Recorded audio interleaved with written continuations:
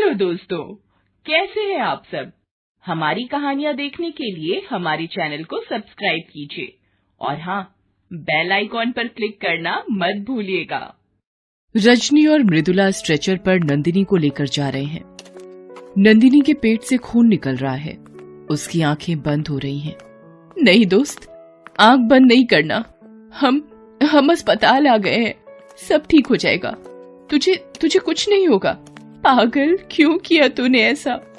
मेरी गलती की सजा मुझे मिलनी चाहिए। तुझे कुछ नहीं होगा, कुछ नहीं होगा। कौन है ये लड़की जो स्ट्रेचर पर इस अवस्था में पड़ी है? और उसके साथ ये लोग कौन हैं जो बार बार कह रहे हैं कि तुझे कुछ नहीं होगा? चलिए आपको शुरू से बताते हैं। पिछले साल की बात है। नंदिनी ने इंटरमीडिएट की परीक्षा में पूरे कॉलेज में टॉप किया था। अच्छी यूनिवर्सिटी में उसे दाखिला भी मिल गया था। उसके पापा दीपलाल चौरसिया तो इतने खुश थे कि पूरे गांव में लड्डू बांटने निकल पड़े। ले भाई हेतराम, लड्डू खा, नंदिनी पूरे कॉलेज में टॉप आई है। दीपलाल, तेरी बेटी ने तो सच में कमाल कर दिया भाई। वैसे अब आगे का क्या सोचा है? एक लड़का है मेरी नजर में, तू कहे तो बात चलाऊं। अब पागल है क्या? अब तो मेरी बेटी शहर के यूनिवर्सिटी जाएगी, खूब पढ़ेगी, खूब। दीपलाल और उसकी पत्नी मीरा दोनों अंगूठा छाप थे, लेकिन वे चाहते थे कि उसकी बेटी खूब पढ़े। शुरुआत में रिश्तेदारों ने उनके इस निर्णय पर खूब सवाल उठाए, लेकिन जब नंदिनी एक के बाद एक मेडल घर लाने लगी तो सबके सुर बदल गए। यूनिवर्सिटी घर से बहुत दूर थी, इसलिए वहीं के हॉस्टल में नंदिनी का रहना तय हुआ और ये भी तय हुआ कि हर 15 दिन में बाबूजी उससे मिलने वहां जाएंगे। दीपलाल ही उसे हॉस्टल छोड़ने गया। उस समय उसकी शक्ल देखने लायक थी। ऐसा लगता था कि वो रो देगा। क्या बाबूजी, आपने ऐसी शक्ल क्यों बना रखी है? ऐसा लगता है कि रो देंगे। पूरा घर सूना करके आ गई है तू। रोना नहीं आएगा तो क्या मैं खिलखिला कर हंसूं? हॉस्टल में नंदिनी के दो सबसे खास दोस्त बने, रजनी और मृदुला। वो उसकी रूम पार्टनर भी थी। वे तीनों साथ मिलकर पढ़ाई भी करते और मस्ती भी। धीरे धीरे कॉलेज के फर्स्ट ईयर के एग्जाम का टाइम आ गया। नंदिनी मन लगाकर पढ़ रही थी। निश्चित तारीख पर एग्जाम शुरू हुए। सभी ने पेपर दिए। धीरे धीरे करके सारे पेपर्स की परीक्षा हो गई। लास्ट पेपर देने के बाद सभी कॉलेज की कैंटीन में बैठे बातें कर रही थी। ऐसा लग रहा है सर से कोई बड़ा बोझ उतर गया है। आज तो मैं जमकर सोऊंगी। अरे वो सब तो ठीक है, लेकिन पेपर्स कैसे रहे? अब तेरे जैसे तो नहीं रहे टॉपर, लेकिन पासिंग मार्क्स आ जाएंगे। और तेरा रजनी? मेरा पेपर तो बिल्कुल मस्त रहा। ये सुनकर नंदिनी ने हाथों में क्वेश्चन पेपर लेकर रजनी से एक सवाल पूछा। अच्छा सुनना, इस वाले क्वेश्चन का क्या आंसर लिखा तुमने? वो मुझे थोड़ा डाउट है इसलिए पूछ रही हूँ। ओफो, अब पेपर्स के बाद भी पेपर की बात मत कर। अब इतना याद तो रहता नहीं कि इसका आंसर क्या लिखा था और उसका आंसर क्या लिखा था। रजनी के बोलने का अंदाज उन दोनों सहेलियों को बड़ा अजीब लगा। 20 दिन बाद रिजल्ट भी आ गए। रजनी ने टॉप किया था, लेकिन सबसे चौंकाने वाली बात ये थी कि नंदिनी बहुत मुश्किल से पास हो पाई थी। रिजल्ट वाले दिन नंदिनी के पिता दीपलाल भी आए हुए थे। उन्हें भी नंदिनी के इस रिजल्ट पर बहुत आश्चर्य हो रहा था। बाबा, मैंने सब खराब कर दिया। आपके सपने, मेरे सपने, सबको मिट्टी में मिला दिया। अरे बेटा, इस तरह रो मत। तू मेरी बहादुर बेटी है। असफलता से निराश मत हो बेटा, उसका कारण जानो और फिर से पूरी तैयारी से उतरो मैदान में। हाँ, एक छात्र से बेहतर कोई नहीं जान सकता कि उसका पेपर कैसा हुआ है। नंदिनी को पता था कि उसके पेपर बहुत अच्छे हुए थे, तो फिर नंबर कम क्यों आए, ये पेंच वो सुलझा नहीं पा रही थी। नंदिनी और मृदुला बातें कर रहे हैं। यार समझ नहीं आ रहा है, मेरे पेपर बहुत अच्छे हुए थे, फिर मार्क्स इतने कम क्यों आए? मुझे तो उम्मीद थी कि तू टॉप करेगी। कुछ तो गड़बड़ है यार। मैं तो अपने डिपार्टमेंट हेड प्रोफेसर भंडारी से रिक्वेस्ट करने वाली हूँ, मेरी कॉपियों की फिर से जांच की जाए। कोई फायदा नहीं, मैंने सुना है कि वो बहुत ही खड़ूस है। तभी रजनी बाहर से आती है। उसके पैर थोड़े लड़खड़ा रहे थे। ऐसा लग रहा था कि उसने शराब पी रखी है। उसने उन दोनों की तरफ देखा भी नहीं और दूसरे कमरे में जाने लगी। कांग्रेचुलेशंस यार, टॉप किया है तूने। थैंक्स। वैसे तू थी कहाँ यार? हमने तुम्हें कॉलेज में बहुत ढूंढा। अब हर बात मुझे तुम लोग को बतानी होगी क्या? देखो, दोस्त हो दोस्त रहो, मां बनने की कोशिश मत करो। जैसे ही रजनी ने ये बात कही, उसके मुंह से शराब की भयानक बदबू मृदुला और नंदिनी को आई। तुमने शराब पी है रजनी? हाँ पी है, कोई दिक्कत? चलो अब हटो तुम लोग यहाँ से, बिना बात के सवाल जवाब करती रहती हो। कल मैं अपना ये कमरा ही चेंज करवा लेती हूँ। नंदिनी और मृदुला को कुछ समझ में नहीं आ रहा था कि आखिर रजनी उन लोगों के साथ ऐसा बिहेव क्यों कर रही है। अगली सुबह रजनी अपना सामान लेकर दूसरे रूम में शिफ्ट हो गई। कॉलेज में भी वो उनसे कटी कटी रहने लगी। इस बीच नंदिनी ने अपनी कॉपी चेक करने का एप्लीकेशन अपने डिपार्टमेंट हेड प्रोफेसर भंडारी को दिया, लेकिन उसने उसके एप्लीकेशन को सिरे से नकार दिया। मतलब ये तो हद है, तुम मुझे ही चैलेंज कर रही हो।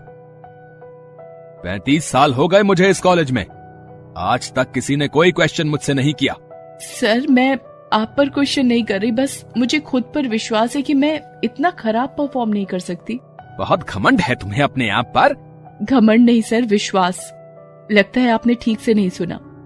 कोई नहीं सर, मैं और मेहनत करूंगी, बहुत मेहनत करूंगी। ये कहकर नंदिनी वहां से निकल गई। नंदिनी ने प्रोफेसर भंडारी से मिलने की बात मृदुला को बताई।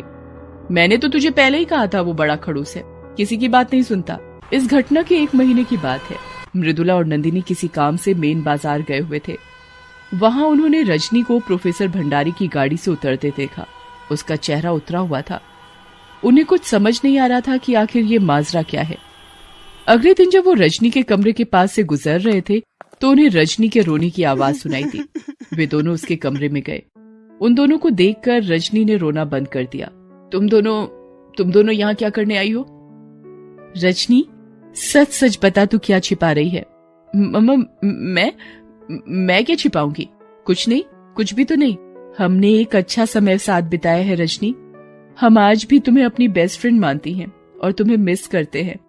तुम हमें बताओ वो क्या चीज है जो तुम्हें परेशान कर रही है? तब रजनी फूट फूट कर रोने लगी और उसने जो बताया उसे सुनकर दोनों के पैरों की जमीन खिसक गई। नंदिनी, प्रोफेसर भंडारी टीचर के वेश में भेड़िया है। वो 1 नंबर का अय्याश है। ये तुम क्या कह रही हो? फिर उसने बताया कि एक दिन प्रोफेसर भंडारी ने उसे अपने ऑफिस बुलाया और कहा, रजनी, मैं देख रहा हूँ कि तुम्हारी परफॉर्मेंस बिल्कुल खराब है। इस तरह तो तुम फेल हो जाओगी। नहीं सर, ऐसा नहीं है। मैं तो बहुत मेहनत कर रही हूँ। रजनी, सब कुछ मेहनत से नहीं मिलता है। तुमने देखा है एक मजदूर को, वो कितनी मेहनत करता है, लेकिन किसी मजदूर के पास लंबी सी कार देखी है? उनको 5 स्टार होटल में हॉलिडे मनाते देखा है? सर ये सब आप क्या कह रहे हैं, मैं समझ नहीं पा रही। देखो, बिना पढ़े भी पास हुआ जाता है। तुमसे पहले भी मैंने कई स्टूडेंट्स को पास किया है। बस तुम्हें उसके बदले में कुछ देना होगा, और अगर तुमने इनकार कर दिया तो फिर तुम कभी पास नहीं हो पाओगी। फिर तुम्हारे माँ बाप का क्या होगा, जिन्होंने रात दिन सिलाई कढ़ाई करके बहुत उम्मीद के साथ तुम्हें यहाँ पढ़ने भेजा है। प्रोफेसर भंडारी ने रजनी को फेल कर देने का डर दिखाया और प्रोफेसर जैसे पवित्र पद का मजाक बना दिया। मैं मजबूर थी और मेरी मजबूरी का फायदा उस प्रोफेसर ने उठाया। बंद कमरे में उसने मेरे साथ हर वो काम किया जो मैं तुम्हें बता भी नहीं सकती। यही नहीं, उस दिन वो शराब भी उसी ने मुझे पिलाई थी। नंदिनी, मैं एक बार उसके जाल में फंसी तो फंसती ही चली गई। वो मुझे ब्लैकमेल करने लगा और जब चाहे मेरा शोषण करने लगा, और एक दिन मैं प्रेग्नेंट हो गई और जब मैंने उससे बताया तो उसने मेरा अबॉर्शन करवा दिया। छी, घिन आ रही है मुझे उस आदमी से। प्रोफेसर का काम शिक्षा देना है, पर ये तो दरिंदा है, दरिंदा। इसके जैसे लोग समाज के लिए घातक हैं। हम उसका कुछ नहीं बिगाड़ सकते मृदुला, वो बहुत ताकतवर आदमी है। तब नंदिनी ने कहा कि वो ताकतवर नहीं, कमजोर है और उसका पर्दाफाश करना बहुत जरूरी है। सुनो रजनी, तुम अभी चलो मेरे साथ उस अय्याश के पास, मैं उसे बताती हूँ। और हाँ मृदुला, तुम छिपकर सारी चीजों को अपने फोन से रिकॉर्डिंग कर लेना। उसके बाद वो सभी प्रोफेसर भंडारी के पास गए। मृदुला बाहर छिपकर रिकॉर्डिंग करने लगी। भंडारी, अब तेरे दिन गए, तू जेल की चक्की पीसने के लिए तैयार रह। ये सब क्या है नंदिनी? मैं तुम्हें अभी कॉलेज से निकालता हूँ। अरे जा अय्याश, तू मुझे क्या निकालेगा, तेरी परेड तो हम निकालेंगे। रजनी, रजनी अंदर आओ। रजनी तुम? इसने तुम्हारी सारी असलियत बता दी है। अब तेरी दादागिरी यहाँ नहीं चलेगी। ये सबसे बड़ी सबूत है तेरे गुनाहों की।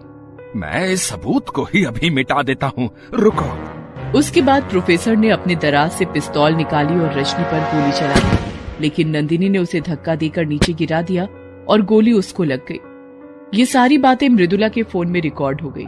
गोली की आवाज सुनकर कई सारी लड़कियां वहां पहुंची। सभी ने प्रोफेसर को घेर लिया और उसकी पिटाई शुरू कर दी। इस बीच पुलिस आ गई थी। उसने प्रोफेसर को गिरफ्तार कर लिया। रजनी और मृदुला नंदिनी को अस्पताल ले गई। डॉक्टरों ने तुरंत उसका इलाज शुरू किया। उसकी जान बच गई। नंदिनी ने अपनी समझदारी से अय्याश प्रोफेसर का पर्दाफाश कर दिया और कई छात्राओं को उसके चंगुल में फंसने से बचाया। हेलो दोस्तों, कैसे हैं आप सब? हमारी कहानियां देखने के लिए हमारे चैनल को सब्सक्राइब कीजिए और हाँ, बेल आइकॉन पर क्लिक करना मत भूलिएगा।